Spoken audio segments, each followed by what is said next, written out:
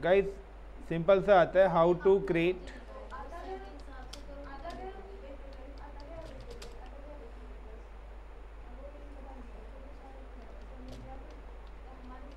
Backbone infra.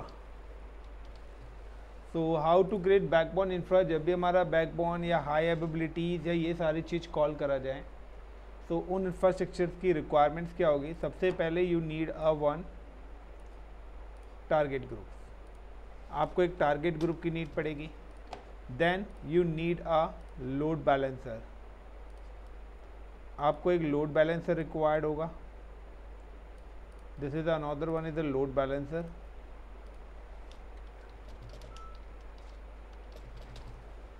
Third number पे you need route 53, आपको तीसरी जो लेयर रिक्वायर्ड होगी वो आपको होगी रूट 53 की। Is it root 53?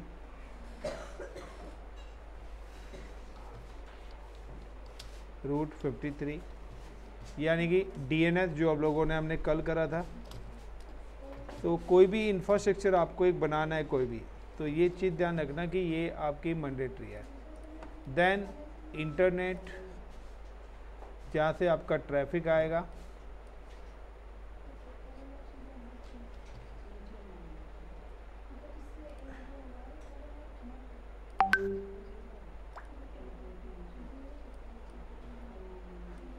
Then you need an internet,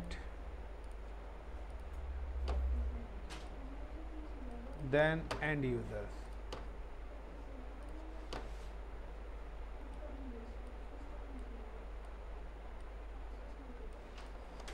Now the all users are connected through a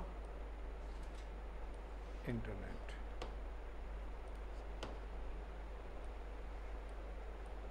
So guys, this is your end user, user 1, user 2। ये वो यूज़र्स हैं लाइक यू एंड मी जो हमारी websites को क्या करेंगे, access करेंगे। Like U1, U2 and U3। These are the 3 user is available। तो ये हमारा इंफ्रास्ट्रक्चर है। तो टारगेट ग्रुप की मैंने आपको बताया था कि हाइब्रिड इंफ्रास्ट्रक्चर कि हमेशा टारगेट ग्रुप के अंदर हमारे पास क्या होते हैं, सर्वर्स होते हैं। These servers are connected with the VPC, यानी कि टारगेट ग्रुप के अंदर जो भी आप सर्वर बनाएंगे वो आपके VPC के साथ कनेक्टेड होते हैं। और ये हमारे डिफरेंट जोन होंगे, like that is called a zone A और zone B।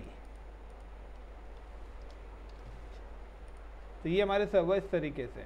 Now the load balancer का क्या काम है, लोड बैलेंसर आपकी रिक्वेस्ट को इक्वली क्या करेगा, डिस्ट्रीब्यूट करेगा इन सर्वर्स पे।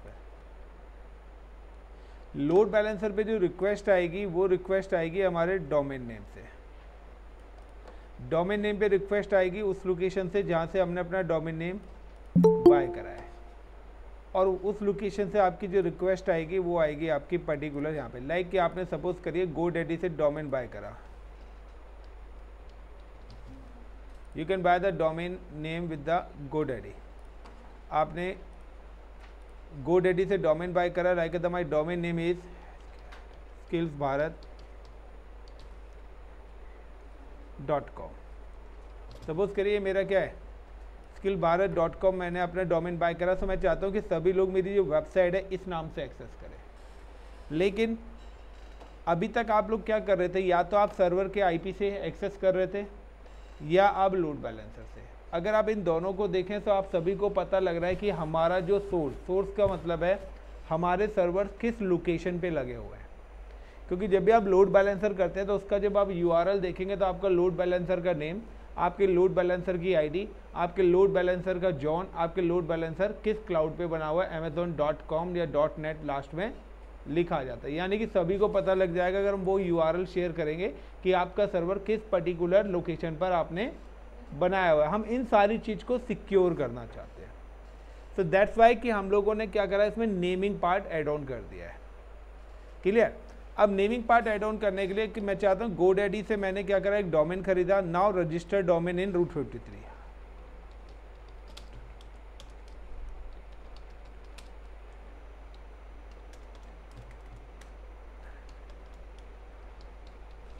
और रूट 53 के अंदर मैंने क्या करा, उस डोमेन को रजिस्टर्ड करना है। तो कल वाली लैब में मैंने ये वाली स्टेप बताई हुई है कि how to register domain in route 53। अब जब आप लोड बैलेंसर बनाएंगे तो लोड बैलेंसर का जो एंड पॉइंट्स है, एंड पॉइंट वो होता है जिसके थ्रू आप वेबसाइट एक्सेस कर रहे थे। अब आप क्या करोगे कि यहाँ पर रूट 53 के अंदर क्या करोगे, create alias record in route 53। अब आप क्या करोगे कि आप चाहते हैं कि कोई भी अगर मेरे इस डोमेन नेम को सर्च करे skillsbharat.com को, तो यहाँ से रिक्वेस्ट रूट 53 पे आएगी। रूट 53 रिक्वेस्ट को कहाँ पे रिडायरेक्ट कर दे, लोड बैलेंसर पे। Is it clear the point? यानी कि यहाँ से रिक्वेस्ट कहाँ पर आ रही है, इस लोकेशन पे। Clear the point? इस लोकेशन से रिक्वेस्ट कहाँ पर आएगी, लोड बैलेंसर पे। देन लोड बैलेंसर क्या करेगा, लोड बैलेंसर इक्वली उस रिक्वेस्ट को जितने भी मेरे पास सर्वर्स होंगे वहाँ पे क्या कर देगा, डिस्ट्रीब्यूट कर देगा। Is it clear the point? तो ये हमारा पूरा हाइब्रिड है। इस पूरे इंफ्रास्ट्रक्चर में we are using auto scaling. मैं यहाँ पर ऑटो स्केलिंग भी यूज़ करूँगा जो कि हिडन है। ऑटो स्केलिंग क्यों कि इफ़ एट एनी कॉस्ट अगर मेरे सर्वर क्रैश होता है तो वो क्या हो जाए, ऑटोमेटिकली रीडिप्लॉय हो जाए।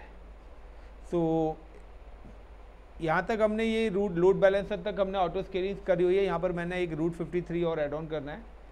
सो लास्ट टाइम जैसे करा था थोड़ा सा सिनेरियो चेंज करके मैं इस बार उस टॉपिक को आपको करा रहा हूँ। उसमें एक दो चीज़ें और आपको ऐड ऑन करके बताऊँगा।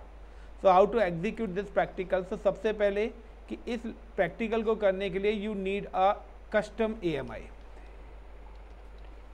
आपको सबसे पहले कस्टम AMI चाहिएगी और सेकंड नंबर पे you need a launch template. ये दो चीज़ आपको रिक्वायर्ड है। थर्ड नंबर पे you need a VPC, need VPC। Next आपको नीड पड़ेगी, नीड VPC। तो नाउ कि मैं जो यहाँ पर VPC यूज़ कर रहा हूँ, I am using the default. आपकी मर्जी है, अगर आपको प्रैक्टिस करनी है तो आप यहाँ पे कस्टम ले सकते हैं, ये डिफ़ॉल्ट चॉइस है। मैं अगर चाहूँगा कि आप लोग जब प्रैक्टिस कर रहे हैं तो now you are using the custom VPC, और वो भी आपका मल्टी जोन VPC होना चाहिए। तो now how to execute. So I am already create a 3 servers. मैंने यहाँ पे ऑलरेडी 3 सर्वर्स क्रिएट करे हुए हैं। This is like YouTube machines के नाम से मैंने यहाँ पे 3 सर्वर्स क्रिएट करे हैं। Now I am just log in 1 by 1, copy and या मैं एक ही सर्वर पे copy, then click on remote desktop connections, then control V, then click on connect.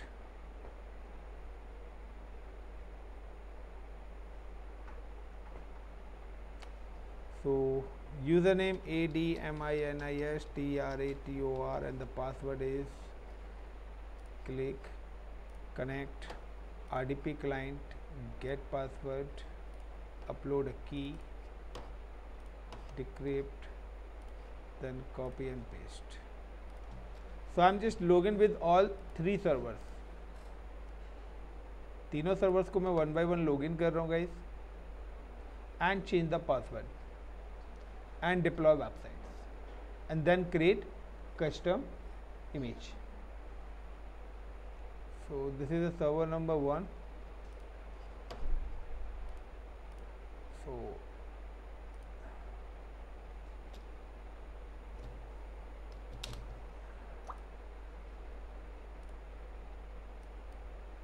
then this is the server number 2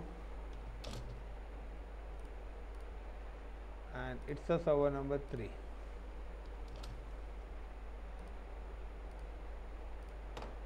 तो किसी भी मशीन को आपको एक्सेस करना है, तो एक तो था आप IP के थ्रू अभी तक कर रहे थे, दूसरा ऑप्शन का you can just click on connect, then RDP client, now get password, upload a key, then copy. Copy करने के बाद आपके पास देखिए ये एक ऑप्शन आ रहा है remote desktop connection, you can just click, ये आपको एक सॉफ्टवेयर यहाँ पे देगा, आप ये आपको एक URL लिंक देगा, आप जैसे इस पर कनेक्ट करोगे तो ये डायरेक्ट आपकी मशीन को लॉगिन पे ले जाएगा। आपको कोई पासवर्ड वगैरह कुछ भी डालने की जरूरत, डायरेक्ट आप पासवर्ड पेस्ट कर सकते हो यहाँ पर। यानी कि आपने इसको क्लिक करा, क्लिक करने के बाद ये एक यहाँ पे छोटा सा पॉपअप मैसेज देगा, यानी कि एक छोटा सा आपका एंड पॉइंट डाउनलोड कर देगा ये वाला। इस तरीके से आप इस मशीन पे भी क्लिक करोगे तो डायरेक्ट आपकी मशीन ओपन हो जाएगी। यानी कि आईपी वगैरह कुछ भी चीज़ डालने की ज़रूरत आपको नहीं है। दोबारा से रिपीट करता हूँ मैं, लाइक क्लिक ऑन इंस्टेंसेस। मुझे अगर मशीन एक्सेस करनी है, मैंने मशीन को सिलेक्ट करा, कनेक्ट करा, RDP client, gate password, upload. अभी मैंने कोई IP तो कॉपी नहीं करा ना, पासवर्ड कॉपी कर लिया। Now you can download this. जब आप डाउनलोड करेंगे तो देखिए यूट्यूब मशीन का ये तीसरा नाम आ गया यहाँ पे, यूट्यूब मशीन 3 लिखी आ रही है। आप इस पर जैसे ही क्लिक करेंगे, देन क्लिक ऑन कनेक्ट, ये डायरेक्ट आपसे पासवर्ड पूछेगा। कोई IP वगैरह देने की ज़रूरत नहीं है, कोई रिमोट डेस्कटॉप में जाने की ज़रूरत नहीं है। And then paste. जब आप इंडस्ट्रीज़ में जाएंगे तो आपको यही चीज़ मिलेगी। फाइल के थ्रू आ रहा है ये, एंड पॉइंट के थ्रू। यहाँ पर आपके पास IP नहीं आ रहा है।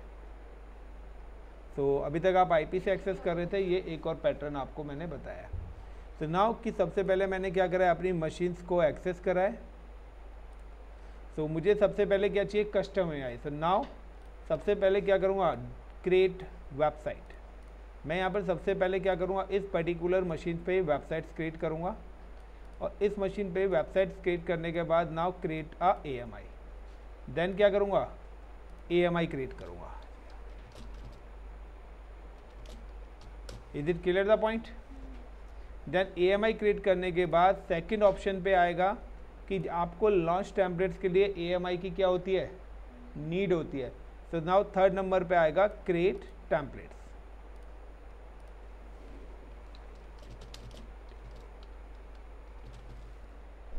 टेम्पलेट्स। तो नाउ हाउ टू एग्जीक्यूट। सो यहाँ पर हम अपनी मशीनों को लॉगिन कर चुके हैं। नाउ कि आपको पता है कि मशीनों पर हमें अपनी एप्लीकेशंस को रन करने के लिए क्या करना होता है, IIS सर्विस इंस्टॉल करनी होती है।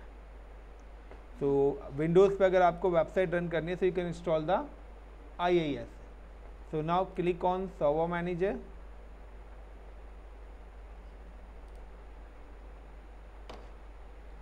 तो तीनों मशीन्स पर मैं सर्वर मैनेजर ओपन कर लेता हूँ, या 2 मशीन ही मैं ले रहा हूँ गाइस।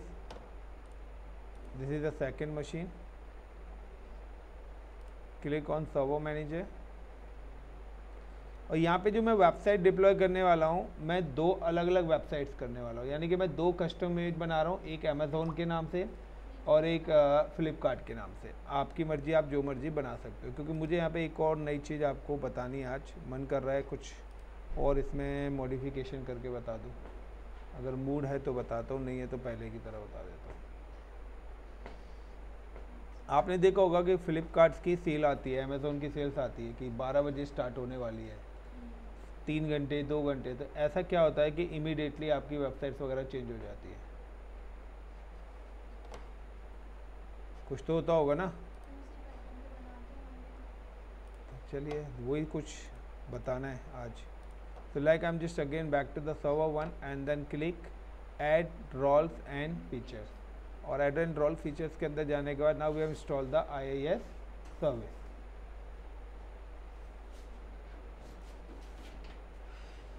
ये सारी चीज़ें अभी तक मैंने जितनी भी डायग्राम बताई है, लोड बैलेंसर तक सभी ने करी हुई है। तो click add roles and features, next next next.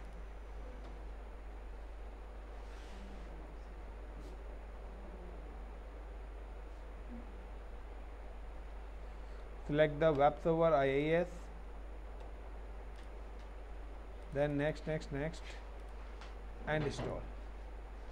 तो जब तक गाइस मेरी ये वेब सर्वर सर्विस हो रही है, नाउ चेंज द पासवर्ड। मैं इस पर्टिकुलर मशीन का पासवर्ड भी चेंज कर रहा हूँ। So I am just go to the CMD command prompt of the virtual server NET space user. The username is ADMINISTRATOR administrator and then password is ASD@1234। तो यहाँ पे particular मैंने password क्या कर दिया, AHD@1234। Same as I am just go to the another machine, second machine पे मैं move हो रहा हूँ guys, add roles and features. Next, अगर आप याद रख सकते हो तो अलग अलग पासवर्ड इंटर कर दीजिए, नहीं रख सकते हो तो अपना कॉमन पासवर्ड बनाइए एक। तो मैंने अपना बना रखा है AHD@1234 या ICCP@12345।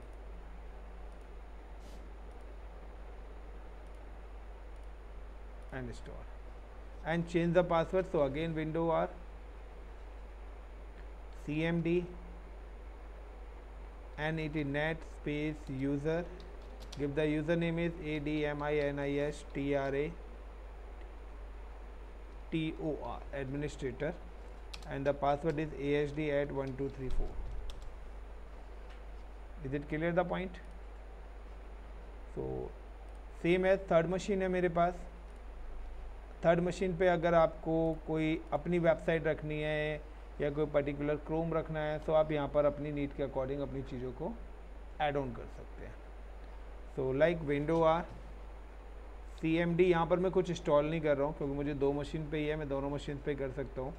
And NETnet space user, give the username is AHD@1234, then enter। एक मिनट, यूज़र नेम नहीं डाला मैंने यहाँ पे, तो net space user space ADMINISTRATOR and then so now guys the next point is कि जब उसके बाद मुझे क्या करना है, वेबसाइट डिप्लॉय करनी है। सो नाउ कि मेरे पास दो वेबसाइट्स यहाँ पर अवेलेबल्स हैं।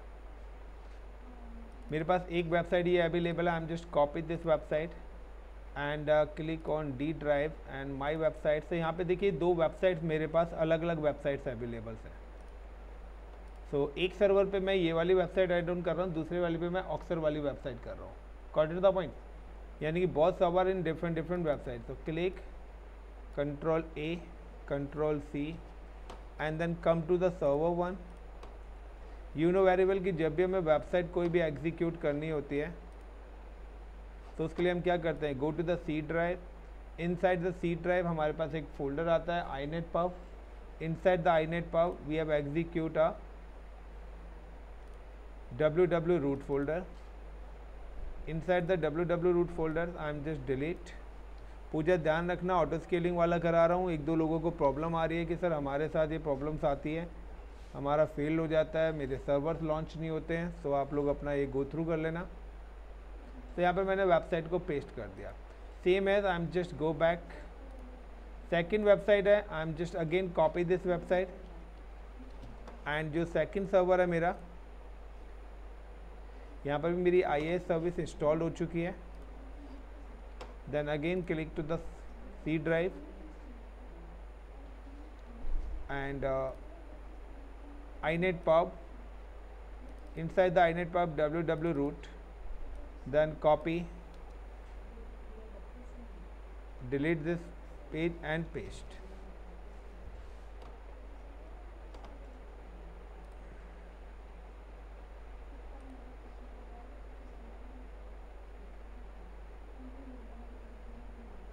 तो गाइज मैंने अपनी वेबसाइट्स कर दी, यानी कि मेरे दो वेब सर्वर्स रेडी हो चुके हैं, एक वेब सर्वर 1 और एक वेब सर्वर 2। अब मुझे अगर इनकी वेबसाइट्स को चेक करना है तो अभी डायरेक्टली मैं IP से चेक कर सकता हूँ, बट मुझे अगर नेम से करना है तो मैं क्या करूँगा, IP to होस्ट, यानी कि कल वाली एंट्रीज यहाँ पे क्या कर दूँगा, एग्जीक्यूट करूँगा कि इनके IP को रूट 53 में जाके वहाँ पर होस्ट रिकॉर्ड क्रिएट करूँगा और वहाँ पे ऊपर नेम दे दूँगा, नीचे IP दे दूँगा, तो वो उस नाम से क्या हो जाएगा, मैप हो जाएगा। बट मैं नहीं चाहता कि मेरा ट्रैफिक डायरेक्ट मेरे सर्वर्स पे आए। Got it? तो सर्वर्स को सिक्योर करने के लिए मैंने यहाँ पर एक और लेयर ऐड ऑन कर दिया है, लोड बैलेंसर। क्योंकि डायरेक्ट अगर मेरे सर्वर पे ट्रैफिक आएगा तो हर किसी को, तो मैं चाहता हूँ मेरे पास जो ट्रैफिक है वो लोड बैलेंसर पे आए।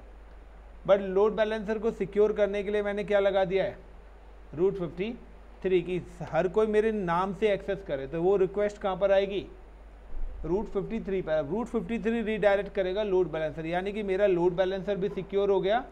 और ये भी हर कोई क्या कहेगा कि यार हमारी जो रिक्वेस्ट है वो सर्वर का IP है। तो हम जो गूगल, याहू, फेसबुक के IPs करते हैं वो सारे आईपीज हमारे डोमेन्स के होते हैं, डीएनएस के, ना ही वो हमारे लोड बैलेंसर के आईपीज होते हैं। तभी आप देखना कि हर बार जब आप जितनी बार भी गूगल को ट्रेस रूट करेंगे तो हर बार ट्रेस रूट में आपको डिफरेंट आईपी मिलेगा। गूगल के कभी कहीं आईपी जाएगा, कभी कहीं जाएगा। रीजंस है कि वो अलग अलग लोकेशन पे अलग अलग सर्वर्स के रीडायरेक्ट करता है। तो नाउ कि अब हमें अपनी कस्टम इमेज बनानी है, तो कस्टम इमेज बनाने से पहले आपको क्या करना है कि जब भी आप कोई भी सर्वर्स बनाते हैं तो सर्वर बनाने के बाद आप सर्वर्स को लोकली चेक कर लो आईपी के थ्रू कि जो वेबसाइट आपने डिप्लॉय करी है क्या वो वेबसाइट आपकी रन हो रही है। तो now you can just click on copy and paste in browser.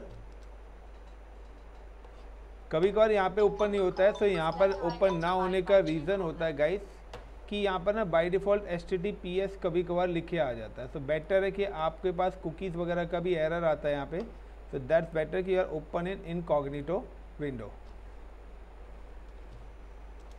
आप इनकॉग्निटो विंडोज़ में चीज़ों को ओपन करिए।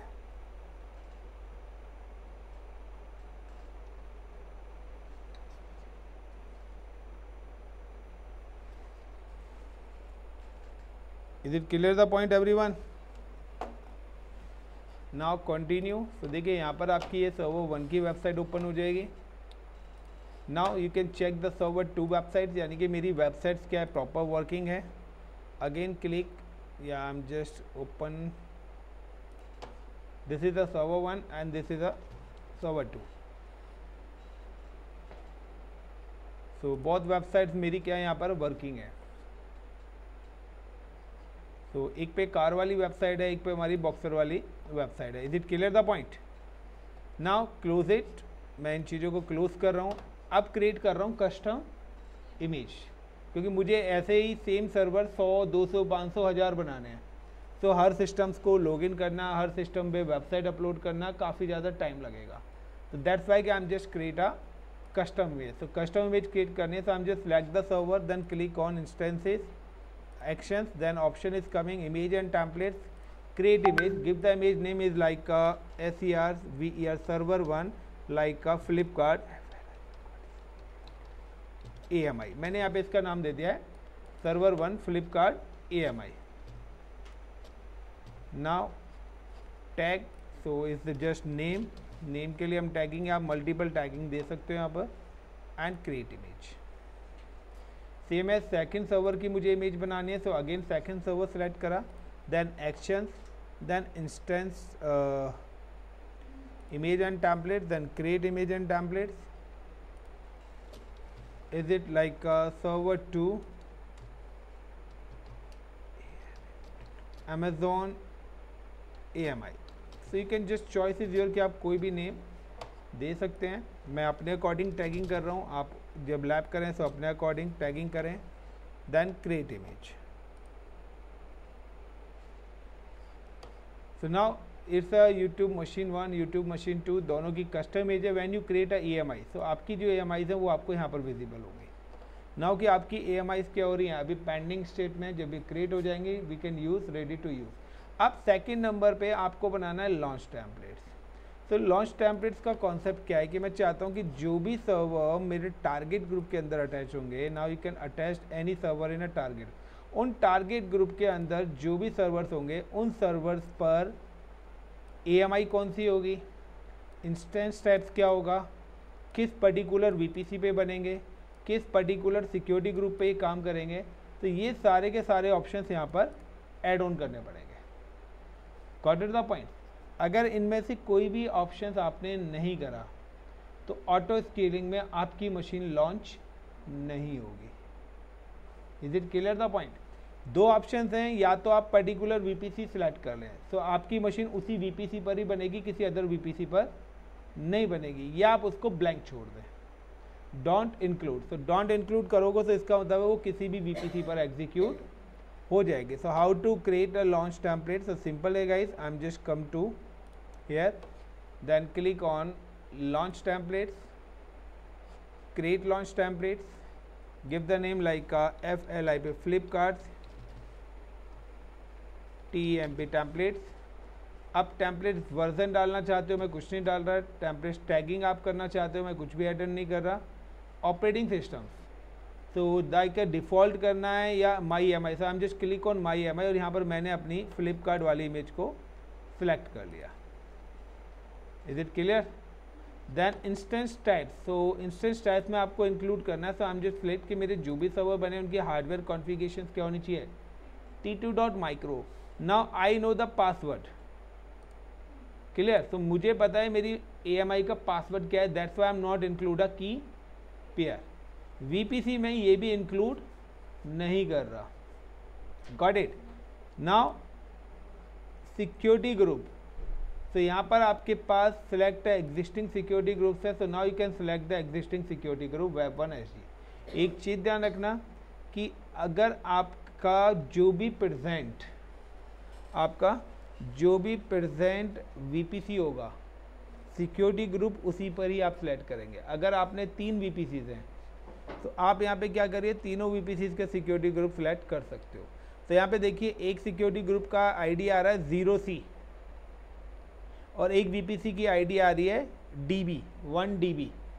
Got it? ये देखिए 1 DB इसकी ID है, इसकी C0C है। Got it? यानी कि ये VPC IDs है, यानी कि यहाँ पे 2 VPCs क्रिएट हो रखे हैं। सब आपके ऊपर है कि आप या तो दोनों को सिलेक्ट कर लो या कोई पर्टिकुलर एक सिलेक्ट कर लो। अब अगर आपने ये वाला VPC का सिक्योरिटी ग्रुप सिलेक्ट करा है तो आपको अब लोड बैलेंसर, ऑटो स्केलिंग में यही वाला VPC ऐड ऑन करना पड़ेगा। Is it clear? आपने सिक्योरिटी ग्रुप कोई और सिलेक्ट कर लिया VPC का और वहाँ पर आप VPC कोई और सिलेक्ट कर रहे हैं, again you are facing the problem. तो नाउ कि मैंने यहाँ पे C0C वाला यानी कि 960C वाला मैंने क्या करा है, सिलेक्ट करा है। Storage we don't require, create a templates. Again I am repeat, create templates like Amazon-TMP templates। Now select the my EMIs and इस बार फ्लिपकार्ट ना लेके मैंने अमेज़ोन के लिए Amazon EMI का नाम दिया हुआ था। Select the instance types, so T2.micro, don't include network, we don't include the security group, select Web1। तो पर्टिकुलर उसी सबनेट पर ही बनेगा, अगर वो नहीं होगा तो ये चलेगी नहीं, यानी कि वो हो जाएगी फिर 1-to-1 मैपिंग। यहाँ पर एक तरीके से अगर एग्जांपल दूँ तो एक डायनामिक मैपिंग है कि कोई भी सबनेट से किसी पर भी जाके एग्जीक्यूट हो जाएगा। लाइक सबनेट 1 आपका प्रॉपर नहीं है तो सबनेट 2 पे वो बन जाएगी, बट अगर आपने यहाँ पे जो मैपिंग कर दी अगर वो नहीं होगा तो ये बनेगा ही नहीं फिर। So now create launch templates। So guys, I am created 2 launch templates and I am created 2 EMIs। तो मेरे यहाँ पे 2 EMIs बनाई है मैंने, दोनों EMIs के साथ मैंने दोनों एक एक लॉन्च टेम्पलेट्स क्रिएट कर दिया है। नाउ थर्ड ऑप्शन कि आपके पास क्या है, नीड कि मैंने यहाँ पे जो VPC यूज़ करा है डिफ़ॉल्ट VPC मैं यूज़ करने वाला हूँ।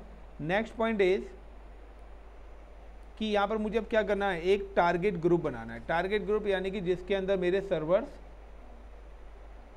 ऐड होंगे। Then we have create a load balancer.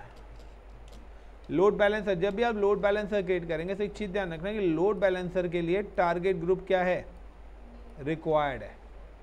तो first you create a target group then create a load balancer, या अदर ऑप्शन से आप डायरेक्ट लोड बैलेंसर कर लें फिर भी वो आपसे टारगेट ग्रुप बनाने के लिए पूछेगा ही पूछेगा। यानी कि आपका लोड बैलेंसर जब तक क्रिएट नहीं होगा जब तक आपका टारगेट ग्रुप नहीं होगा। So now I'm just again go to the portal and click on target group. Inside the load balancer option is coming the target group. Target group instances add करना चाहता हूँ. पर्टिकुलर टारगेट ग्रुप का नाम है माई backend servers, यानी कि मेरे जो सर्वर्स हैं बिल्कुल आखिरी में है. सर्वर्स पे रिक्वेस्ट से पहले लोड बैलेंसर है, लोड बैलेंसर से पहले क्या है रूट 53 है. तो टारगेट ग्रुप को हमेशा बैकएंड पूल हम बोलते हैं. नाउ रिक्वेस्ट वाया HTTP आएगी और पोर्ट नंबर 80 IPv4. अब यहाँ पे भी देखिए 960C वाला VPC आ रहा है और एक और VPC आ रहा है. अब अगर मैंने वहाँ पे क्या लिया था, मैंने सिक्योरिटी ग्रुप 960C वाला लिया था, मैं यहाँ पर भी वही VPC लूँगा. अब आपने वहाँ सिक्योरिटी ग्रुप अलग ले लिया, यहाँ पर VPC अलग ले लिया, again you are facing the problem. Now next, तो हाइफन लगाना पड़ेगा मुझे, स्पेस नहीं लेगा वो। नेक्स्ट, इतने सारे सर्वर्स हैं, मैं किसी भी सर्वर्स को इसमें ऐड ऑन नहीं कर रहा हूँ, करना ही नहीं है मुझे। क्रिएट HTTPS के लिए फिर आपको सर्टिफिकेट सर्विस सर्टिफिकेट मैनेजर्स भी रिक्वायर्ड है, इसलिए अगर आपने HTTPS लिया तो वो चलेगा नहीं। So now key guys, target group, after that I'm just click on the load balancer, create load balancer, application load balancer है। आप सभी को मैं प्रोजेक्ट दे रहा हूँ फ्राइडे, आप लोगों को नेटवर्क लोड बैलेंसर यहीं पर ही बैठ के करना है। तो नेटवर्क लोड बैलेंसर कहाँ से पढ़ के आओगे मुझे नहीं पता, आपका जो टेस्ट होगा फ्राइडे नेटवर्क लोड बैलेंसर पे, आपको खुद से नेटवर्क लोड बैलेंसर बनाना है, क्योंकि मैंने एक बता दिया है, लोड बैलेंसर का काम बता दिया। द क्वेश्चन आता है that how many types of load balancer and difference between the load balancer. तो application load balancer, network load balancer, gateway load balancers क्या होते हैं, इनमें क्या डिफरेंसेस हैं, ये आपको पता होना चाहिए।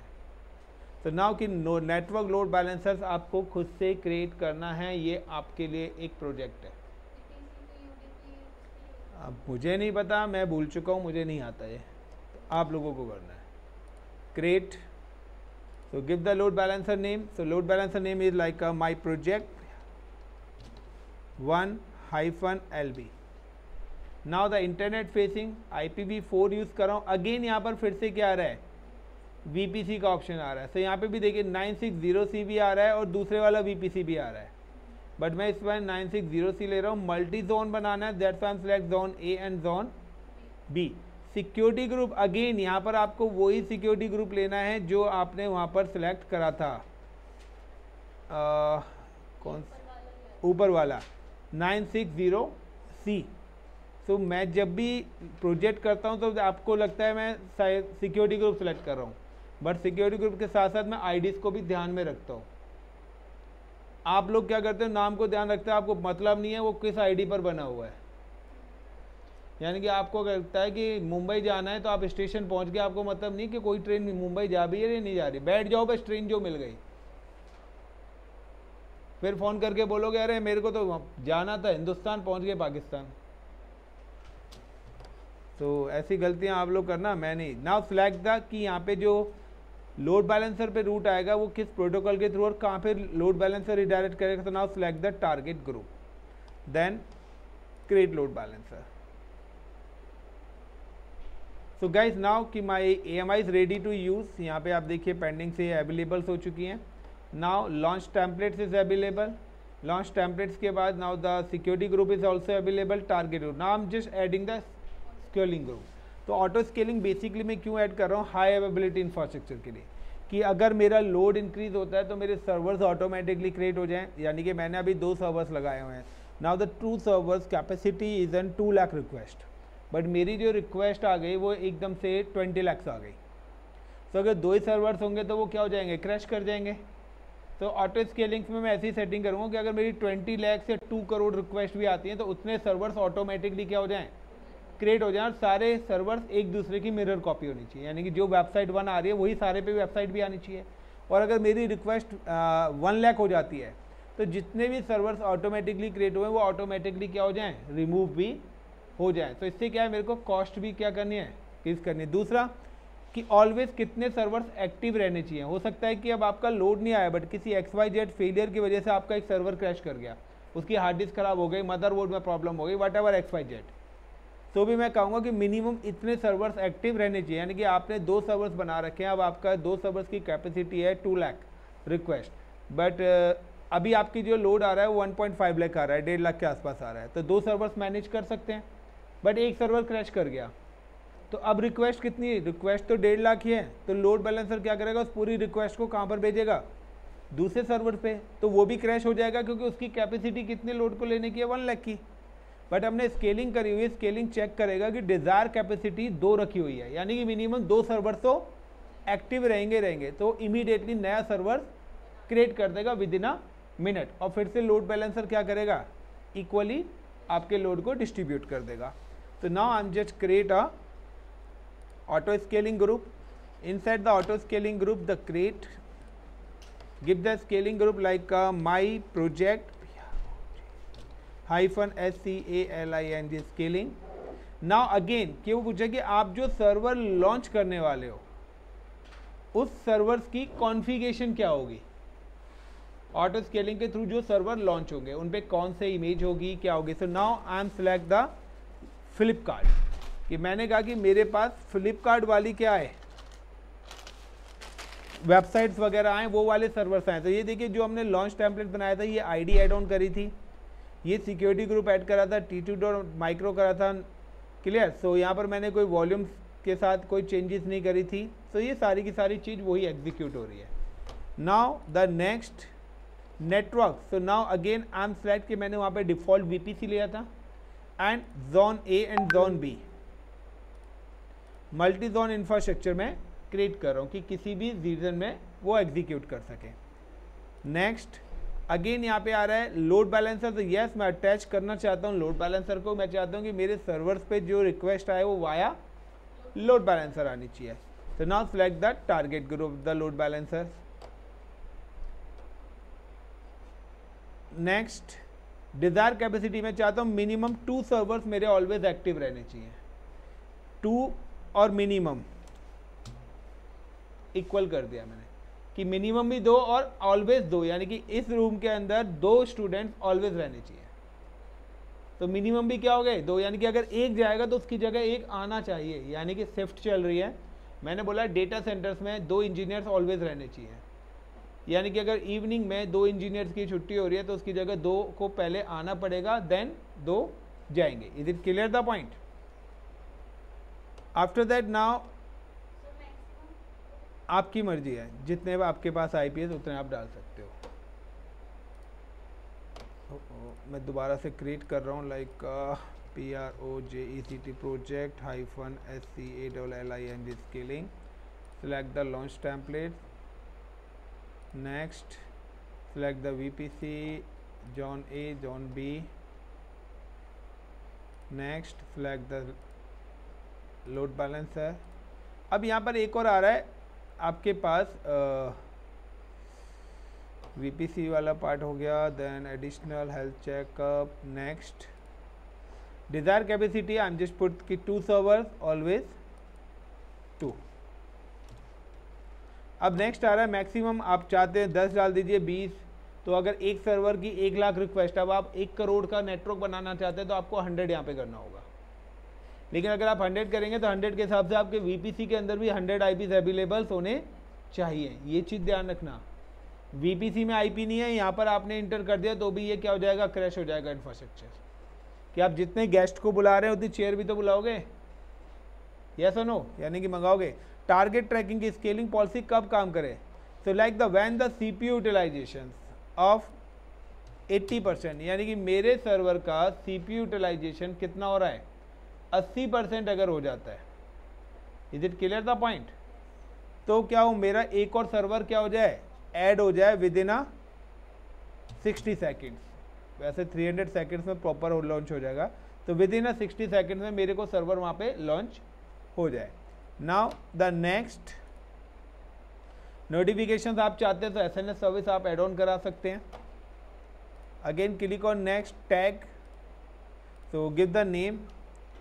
और मेरे पास जो मशीन्स आए वो किस नाम से आए, SCALING स्केलिंग SERVERS सर्वर्स के नाम से आए। जो न्यू मशीन्स ऑटोमेटिकली लॉन्च हो उनका नाम भी यही रहेगा same. Now the next and create auto scaling group. तो now guys I am available in United State Ohio.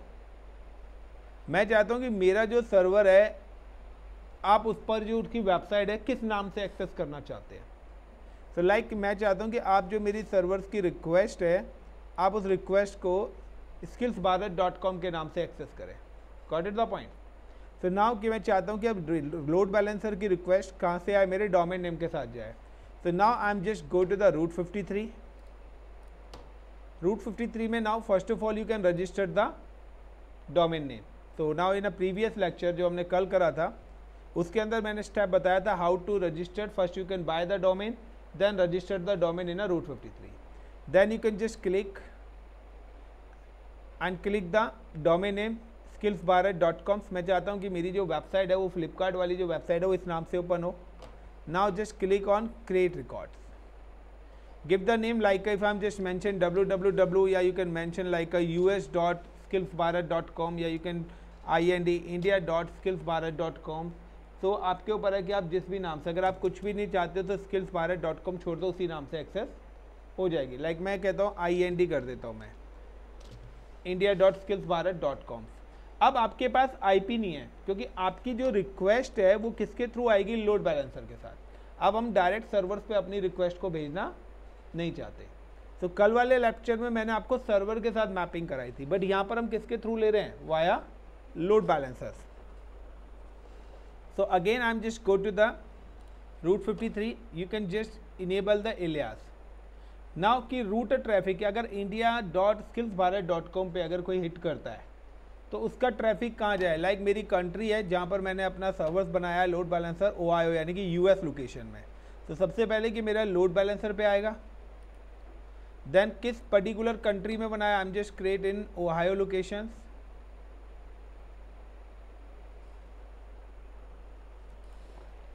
And now you can search कि ऑटोमेटिकली यहाँ पर वो लोड बैलेंसर का नेम आ जाएगा। तो देखिए पहले आप इस URL से एक्सेस करते, बट यहाँ पर आपकी प्रॉपर लोकेशन आ रही है कि माई प्रोजेक्ट आपका लोड बैलेंसर का नेम है, ये आईडी है, ये इस पर्टिकुलर कंट्री में बनी हुई है, इस पर्टिकुलर क्लाउड पर।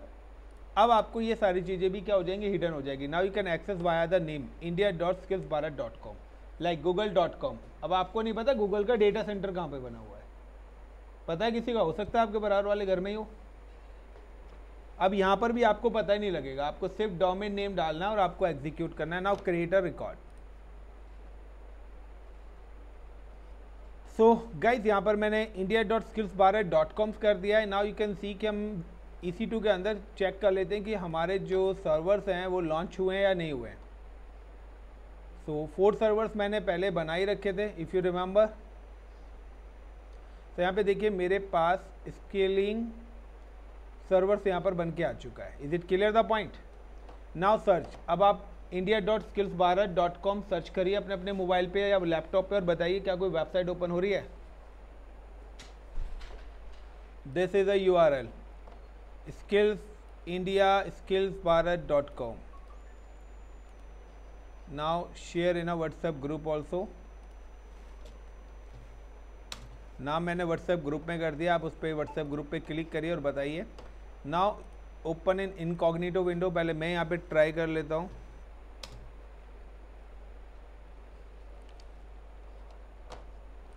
सो गाइस देखिए मेरे पास तो वेबसाइट ओपन हो गया नाम से। अब आप देखिए, अब आपके पास से वही डोमेन नेम आ रहा है, आपको पता ही नहीं लग रहा है यहाँ के इसका सर्वर कहाँ पर है। यस और नो। अब ड्यू टू XYZ यहाँ पे देखिए अभी आपके पास नंबर ऑफ सर्वर्स कितने आ रहे हैं, 1 और 1 2 सर्वर्स आ रहे हैं। यस और नो। मैंने कंडीशन क्या ऐड करी थी, तो ये 1 ये 2 ये 3 ये 4 ये 4 सर्वर वो हैं जो मैंने बनाए थे मैनुअली। इनको फिलहाल मैं स्टॉप कर देता हूँ। तो आपके जो सर्वर्स हैं वो स्केलिंग है, डिजायर कैपेसिटी 2 एंड मिनिमम 2। मैं क्या करता हूँ, इन पर लोड इंक्रीज कर देता हूँ। लोड इंक्रीज होने पे क्या होना चाहिए कि आपके सर्वर्स ऑटो डिप्लॉय होने चाहिए। सो उसमें कंडीशन क्या डाली थी, CPU यूटिलाइजेशन। यस और नो। तो मैं क्या करता हूँ, इनका CPU यूटिलाइजेशन बढ़ा देता हूँ। तो CPU यूटिलाइजेशन बढ़ेगा तो ऑटोमेटिकली हमारे नए सर्वर्स लॉन्च होने चाहिए। यस और no. So now I'm just click on scaling server 1, then copy, then click on the remote desktop connections. Control V, then connect ADMINISTRATOR. Password is ASD@1234. Yeah, and now yes. So ये पहला must server मैंने access करा, यानी कि scaling group, मैंने group की condition डाली है कि उस ग्रुप का अगर 80% हो, यानी कि एक सर्वर पे अगर लोड आ रहा है तो स्केलिंग आपकी काम नहीं करेगी। अगर उस ग्रुप के अंदर 20 सर्वर्स है तो 20 के 20 सर्वर का 80% जब यूज़ हो जाएगा तब स्केलिंग आपकी एग्जीक्यूट होगी। तो नाउ ये सर्वर मैंने लॉगिन करा, सेकंड सर्वर मेरे पास क्या है, ये वाला है, and just click on connect RDP client, download, click connect the user ASD@1234। तो यहाँ पे गाइस ये सर्वर्स मैंने बनाया। अब इनकी मेरे को CPU यूटिलाइजेशन चेक करना है। तो आप देखिए यहाँ पे जो इसका CPU यूटिलाइजेशन अभी हो रहा है,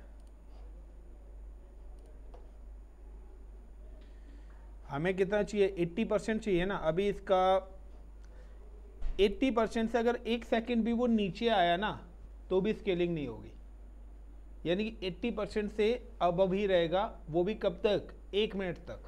देन उसके बाद आपकी स्केलिंग क्या होगी, लॉन्च होगी। सो सेटिंग्स करते हैं हम अपने दोनों सर्वर्स के अंदर। Now I am just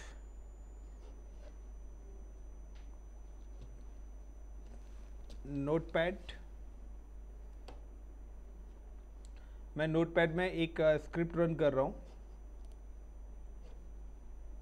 a.bat। मैं यहाँ पे एक फाइल बना रहा हूँ a.bat की, एंड फाइल को सेव एज कर देता हूँ मैं डेस्कटॉप पर ही, या कहीं पर भी आप सेव कर सकते हैं, चॉइसेस यूर।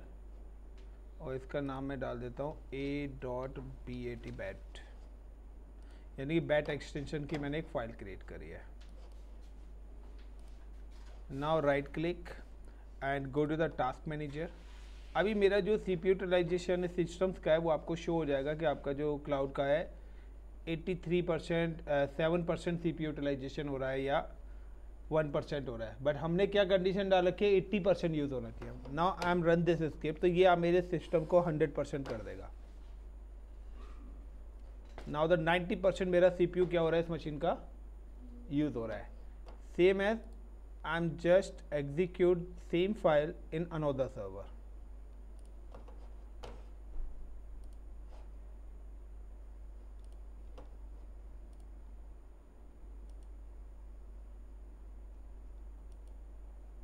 भाई हो जा,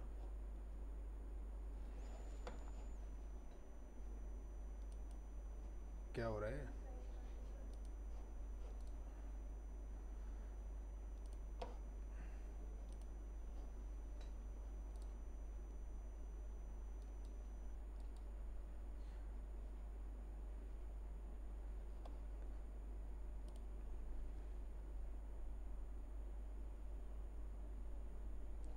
इतनी देर में तो मैं बना लेता आ गई। And now double click again, you can see कि इस सर्वर का भी आपका जो CPU यूटिलाइजेशन है वो 100% यूज़ हो रहा होगा आप, यानी कि 2 सर्वर्स मेरे बने, दोनों सर्वर्स का यूटिलाइजेशन 80% से क्या हो रहा है, अब हो रहा है। यानी कि अब मेरे पास क्या होना चाहिए कि when the CPU utilization 80%, add 1 more server, मेरे सर्वर्स ऐड ऑन हो जाने चाहिए। सो लाइक चेक करते हैं कि मेरा सर्वर अभी आप देखना वहाँ पे ऑटोमेटिकली सर्वर्स और आ जाने चाहिए, यानी कि 2 थे अभी। नाउ कि थोड़ी बहुत देर में आप चेक करेंगे तो यहाँ पे और भी सर्वर्स अपने आप क्या हो जाएंगे, एग्जीक्यूट होंगे। Clear the point. अभी आपके पास जो वेबसाइट खुल रही है वो फ्लिपकार्ट ओपन हो रही है।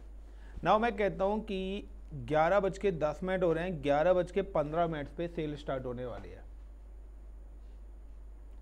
तो ऐसा क्या होगा कि 5 मिनट के अंदर आपकी वेबसाइट चेंज हो जाएगी।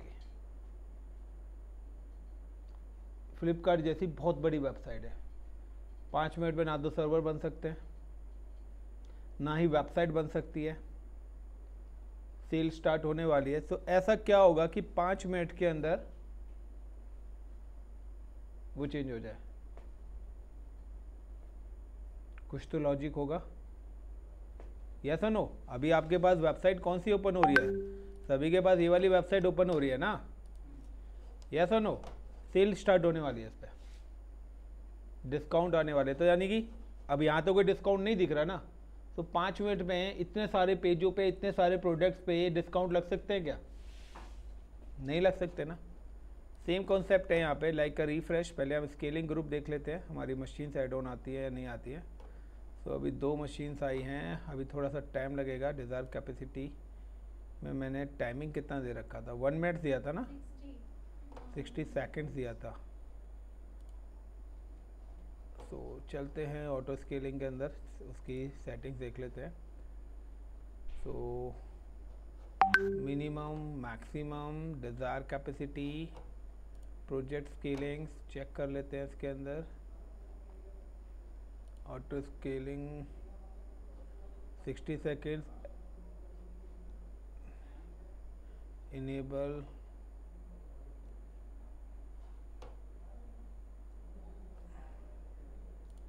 इंस्टेंसेस 2 सर्विसेज हैं, हेल्थी है। मैंने ऐड करा था कि नीड सर्वर 1, 2 या 3, चलिए आ जाएगा वो, टेंशन मतलब। अभी 2 सर्वर्स मेरे पास हैं। अब गाइस देखिए यहाँ पर मैं चाहता हूँ कि मैंने आपको टाइम पीरियड दिया था, अभी आ जाएगा गाइस वो सर्वर, डोंट वरी। अभी मेरे पास 2 मशीन्स रनिंग है यहाँ पे, अभी आपकी मशीन्स ऑटोमेटिकली आ जाएंगी। स्केलिंग VMs मेरे पास 2 हैं, ऑटोमेटिकली यहाँ पर अभी और मशीन्स आ जाएंगी जैसे मेरी स्केलिंग ये काम करेगी। Got it. तो 99% है। मैंने 360 सेकेंड्स करा है, बट वो 300 सेकेंड्स पर ही काम करता है अपना। तो चलिए वेट करते हैं। लेकिन अब यहाँ पे प्रॉब्लम क्या है कि मेरे को क्या करना है, मैंने बोला था कि 11:15 पे मेरी सेल स्टार्ट होगी, 3 मिनट बचे हैं। नाउ हम क्या करेंगे, I am just go to the auto scaling, projects को क्या करूँगा, एडिट करूँगा। ये मेरी क्या थी, डिज़ायर कैपेसिटी अगर आपको चेंज करनी है, मिनिमम मैक्सिमम चेंज कर सकते हो, आपको पता लग जाएगा लोड बढ़ रहा है। जेन्युइन है तो आप यहाँ पे इमीडिएटली कर सकते हो। एडिट, अभी हमारी कौन सी वेबसाइट चल रही थी, Flipkart, now change and update. Is it clear the point? Update करने के बाद now just come to the EC2 instances, और यहाँ पे जो भी आप वो स्क्रिप्ट चला के देख लेना, आपका सर्वर आ जाएगा। जो भी एक्टिव सर्वर्स है मैं उनको क्या कर दूंगा, टर्मिनेट कर दूंगा। रियल टाइम में हम 1 बाय 1 करते हैं, जो वेबसाइट बंद ना हो। मैंने यहाँ पे इनको टर्मिनेट कर दिया। अब ऑटो स्केलिंग दोबारा से क्या करेगी, डिज़ायर कैपेसिटी चेक करेगी कि मिनिमम 2 सर्वर्स होने चाहिए। यहाँ तो अब एक भी नहीं है, वो क्या करेगी, नई सर्वर बनाएगी। जब नया सर्वर बनाएगी तो हमने क्या कर दिया, लॉन्च कॉन्फ़िगरेशन को चेंज कर दिया है। तो अब जो लॉन्च कॉन्फ़िगरेशन है उससे वो नए सर्वर बनाएगी। अब जब उससे सर्वर बनेगी तो उसके अंदर जो वेबसाइट है वो आपके पास आ जाएगी। आपको क्या करना है, जैसे वो नए सर्वर्स आएंगे आप अपने यहाँ पर रिफ्रेश करना वेबसाइट्स पर, आपको आपकी वेबसाइट विजिबल हो जाएगी। तो just a wait,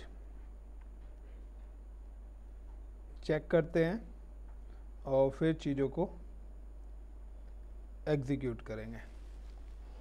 so refresh, अभी एक भी रनिंग सर्वर हमारे पास नहीं है। सो रनिंग सर्वर नहीं है, सो यहाँ पे जाके चेक करते हैं। सो आप देखिए आपके पास एरर आएगा अभी टेम्परेरी डाउन का। अगर आपने ऑटो स्केलिंग नहीं लगाई है तो आपके पास एरर आएगा, बट यहाँ पे 403 का टेम्परेरी वाला आपके पास आएगा, आप चेक कर सकते हो। Ctrl+C है और मैं अगेन यहाँ पे एक्सेस करता हूँ।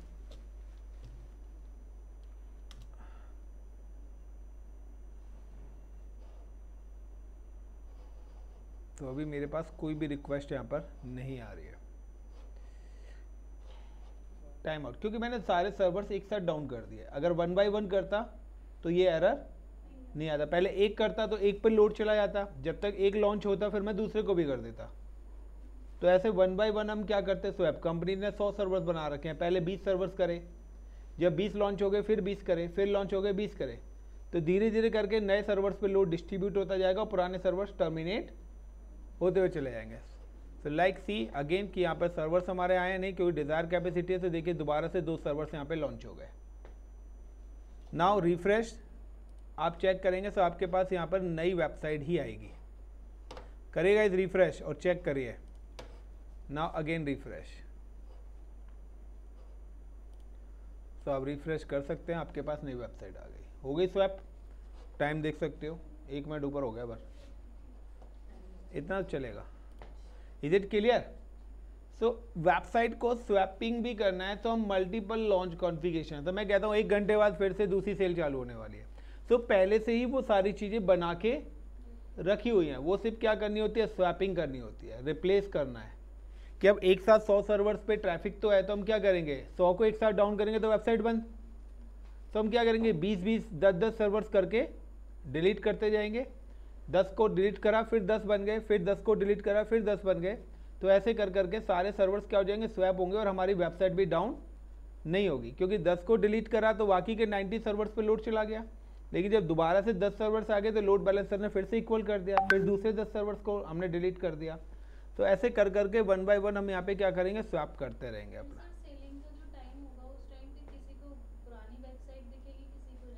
वो 1 मिनट का कंसेप्ट होगा, 1 या 2 मिनट तक। जब सारे सर्वर डिलीट हो जाएंगे पुराने वाले तो फिर तो नहीं आएगी ना। 1-2 मिनट में सारे हो जाएंगे। हो नहीं गए यहाँ पर, तो 2 ही थे। तो मैंने डिलीट जितने करे थे 2 आ गए। डिज़ायर कैपेसिटी मैं 20 लिख दूंगा, डिलीट करूंगा तो 20 सर्वर एक साथ लॉन्च होंगे। 20 पे वो पुराना आ गया और 20 पे पुराना चल। मैंने कहा डिज़ायर कैपेसिटी मेरी 40 रहनी चाहिए, मैंने क्या करा 30 डिलीट कर दिया। तो लोड बैलेंसर 10 पे लोड भेजेगा, डिज़ायर कैपेसिटी 10 है बट होनी कितनी चाहिए थी, 40। वो auto scaling 30 servers immediately launch कर देगी।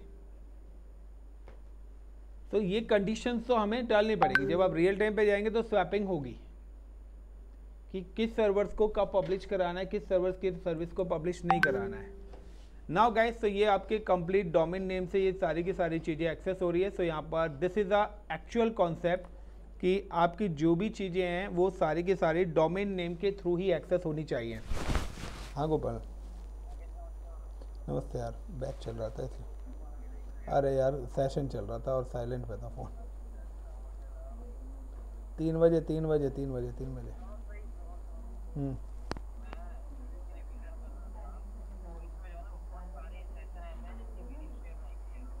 मुझे ना व्हाट्सएप ग्रुप पे लिख दो, मैं कर देता हूँ सारी शेयर। तो मैं अभी आपको सीक्वेंस में सारी भेज रहा हूँ, 2 मिनट दो। ठीक है ठीक है ठीक है ठीक है। सो now guys, so this is actually में कॉन्सेप्ट्स कि आपका टारगेट ग्रुप हमने क्यों लिया है, कस्टम UI क्यों लिया है, लॉन्च टेम्पलेट्स क्यों लिया है, लोड बैलेंसर क्यों लिया है, रूट 53। सो बेसिकली ये जो कॉन्सेप्ट है ना, ये हमारे इंफ्रास्ट्रक्चर को सिक्योर है, ये एक्सटर्नल के लिए है कि हमारी जो रिक्वेस्ट है वो नाम से एक्सेस होनी चाहिए। ये हमारा पूरा का पूरा कॉन्सेप्ट है। तो रूट 53 ने हमारे पूरे इंफ्रा को क्या कर दिया है, सिक्योर कर दिया। यहाँ पर आपको पता ही नहीं चल रहा है कि हमारे जो सर्वर्स हैं वो कहाँ पर है, किस पर्टिकुलर लोकेशन पे है, आप बता ही नहीं सकते। क्या आपको पता लग रहा है इस नाम से, आप बता सकते हो कहाँ पर है। मैंने तो US में बना रखे सर्वर, यस और नो, हो सकता है मैंने इंडिया में बना रखे हो, क्योंकि डोमेन नेम, क्योंकि जब भी आप रूट 53 ऐड ऑन करेंगे तो वो एक ग्लोबल सर्विस है, वहाँ पे रीजन सेलेक्ट करने के लिए आपके पास ऑप्शन नहीं आएगा, वहाँ पे लिखा आएगा global. So thank you guys, hope so कि आप लोगों को इंटरेस्ट आया हो।